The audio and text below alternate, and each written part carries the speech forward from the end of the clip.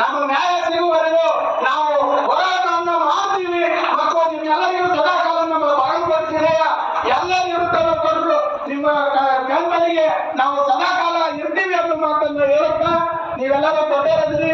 ಇದು ಸಾಕಷ್ಟು ಜನ ಮಾತಾಡೋದಿಲ್ಲ. ಆದ್ದರಿಂದ ಈ ಸಂಘಟನೆಗೆ ನಮ್ಮ ಜಿಲ್ಲೆಯ ಪರವಾಗಿ ನಾವು ಸಂಪೂರ್ಣ ಸಹಕಾರವನ್ನು ನೀಡುತ್ತೇವೆ ಅಂತ ಹೇಳಿ ನನ್ನ ಮಾತುಗಳನ್ನು ಅವಕಾಶ ಕೊಟ್ಟು ನಿಮ್ಮೆಲ್ಲರಿಗೂ ವಂದಿಸಿ ನನ್ನ ಮಾತು ಮುಗಿಸುತ್ತೇನೆ. ಜೈ ಹಿಂದ್, ಜೈ ಕರ್ನಾಟಕ.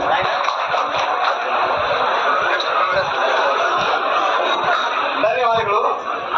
ಈಗ ನಂತರ ಬೆಳಗಾವಿ ಜಿಲ್ಲೆಯಿಂದ ಪ್ರತಿನಿಧಿಗಳು ಮಾತಾಡ್ಬೇಕಂತ ತಿಳ್ಕೊತಾ ಇದ್ದೀನಿ.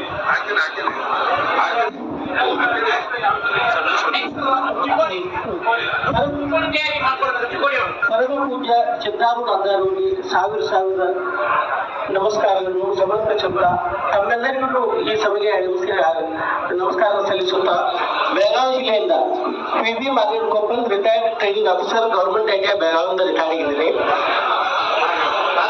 ನಾವೀಗ ನಿನ್ನೆ ಶಿಕ್ಷಣ ಸಚಿವರು ಬೆಳಗಾವಿಗೆ ಆಗ ಮನವಿ ಕೊಡಕ್ ಹೋದಾಗ ಶ್ರೀ ವಿಠ್ಠಲ್ ಹಲಗೇಕರ್ MLA ಅವರು ಇದ್ರಲ್ಲಿ ಒಬ್ರು ರಿಟೈರ್ಡ್ ಇದು ಬರ್ತಾರ ಅವರು ಇದೇ ಇದ್ರಲ್ಲಿ ರಿಟೈರ್ಡ್ ಆಗ್ಯಾರ ಅವರು.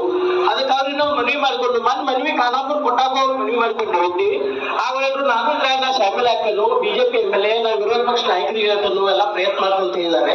ನಿನ್ನೆ ಅವ್ರಿಗೆ ಹೇಳಿದ್ರು ನಮ್ಗೆ ಊಟ ಬಡಿಸ್ರಿ ನೀವು ಪ್ರಸಾದ ತೋಡ್ರಿ, ನೀವು 15-20 ಲಕ್ಷ ರೂಪಾಯಿ ಆದ್ರೆ ನಿಮ್ಗೆ ಬಾಳ ಅಲ್ಲ, ನಮಗೆ ಅದು ಬಾಳ ಆಗಿದೆ, ದಯವಿಟ್ಟು ಕೊಡ್ಬೇಕಂತ ನಾವು ನಿಮ್ಗೆ ಮನವಿ ಮಾಡ್ಕೊಂಡಾಗ ಈ ಶಿಕ್ಷಣ ಸಚಿವರಿದ್ರಲ್ಲೇ ದಿನೇಶ್ ಗುಂಡೂರಾವ್ ಸಾಹೇಬ್ ಇದ್ರು, ಅವ್ರ ಎದುರಿಗೆ ಒಪ್ಕೊಂಡಿದ್ದಾರೆ. ಅವರ ಬೆಂಗಳೂರಿಗೆ ಬಂದಾಗ ನಾನು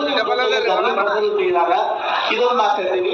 ನೆಕ್ಸ್ಟ್ UGC ಸ್ಕೇಲ್ ಇದ್ದವ್ರು ಯಾರು retired UGC university graduate commission UGC ಯಾರು ರಿಟೈರ್ಡ್ ಅವರು ಇಲ್ಲ.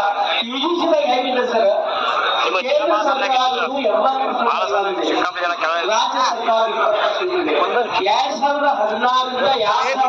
2016 ಆಲ್ರೆಡಿ ಕೇಂದ್ರ ಸರ್ಕಾರ UGC ಅವ್ರು ಗ್ರಾಂಟ್ ಕೊಟ್ಬಿಟ್ಟಿದೆ ಎಲ್ಲಾ ಕಾಲೇಜ್ಗಳಿಗೆ, ರಾಜ್ಯ ಸರ್ಕಾರ ಗ್ರಾಂಟ್ ಕೊಟ್ಟಿದೆ. ಈಗ ಅವರಿಗೆ DCRG ಕನ್ವಿಟೇಷನ್ ENHCAS ಕೊಡಬೇಕು ಕೊಡಬಾರ್ದು ಚರ್ಚೆ ನಡೆದಿದೆ. ಅದಕ್ಕೆ UGC ಟ್ರಿಬ್ಯುನಲ್ ಹೋಗಿದೆ. ಈಗ ಅವ್ರಿಗೆ ಈ ಮಂತ್ ರಿಟೈರ್ಡ್ ಆದವರಿಗೆ UGC ಟ್ರಿಬ್ಯುನಲ್ ಹೋಗಿದೆ ಆಲ್ರೆಡಿ. ಈಗ ಅವ್ರಿಗೆ ಕೊಡ್ಬೇಕಾಗ್ತದೆ, ಯಾಕಂದ್ರೆ 80% ಅನುದಾನ ಕೇಂದ್ರ ಸರ್ಕಾರದಿದೆ. ಇದೇ ಒಂದು ಸಿಗುವಂತ ಒಂದು ಕಾನೂನು ಆಗ್ಬೇಕು ರೂಲ್ಸ್ ಇರ್ತದ. ಇದಕ್ಕೆ ಡಿಗ್ರಿ ಕಾಲೇಜ್ ರಿಟೈರ್ಡ್ ಆದವ್ರ ಹೆಸರು ಎಲ್ಲ ಹೇಳಿದ್ರೆ ಆಲ್ರೆಡಿ ಧಾರವಾಡದಲ್ಲಿ JD ಆಫೀಸ್ ಇದೆ ಡಿಗ್ರಿ ಕಾಲೇಜ್ ಅಂತ, ಅಲ್ಲಿಯೂ ಸಿಗ್ತಾವ. ಈಗ ಅಲ್ಲಿ ಯಾವ್ದಾದ್ರು ನಿಮ್ಗೆ ಕೊಡ್ತೇನೆ ಡಾಕ್ಯುಮೆಂಟ್ಸ್ ಇಮಿಡಿಯೇಟ್ ಕೊಡೋದು ಹೇಳೋ ನಾವಲ್ಲಿ ಅವ್ರು ಕರ್ತೇನೆ. ಇವಾಗ IAS IPS ರಾಜ್ಯ ಸರ್ಕಾರದವರು ಕೊಡ್ತಾರೆ, ಸೆಂಟ್ರಲ್ ಅವ್ರಿಗೆ ಕೊಡ್ತಾರೆ, ಅವ್ರಿಗೂ ಕೊಡ್ಬೇಕಾಗುತ್ತೆ. ಅದು ರಿಟೈರ್ಡ್ IAS ಆಫೀಸರ್ ಅವ್ರ ಜೊತೆಗೂ ಚರ್ಚೆ ಮಾಡಿದೀವಿ. ಅವ್ರು ನಾನು ಏನಾದ್ರು ಸಿಗ್ತಾರೆ ಕೊಡ್ತಾರೆ.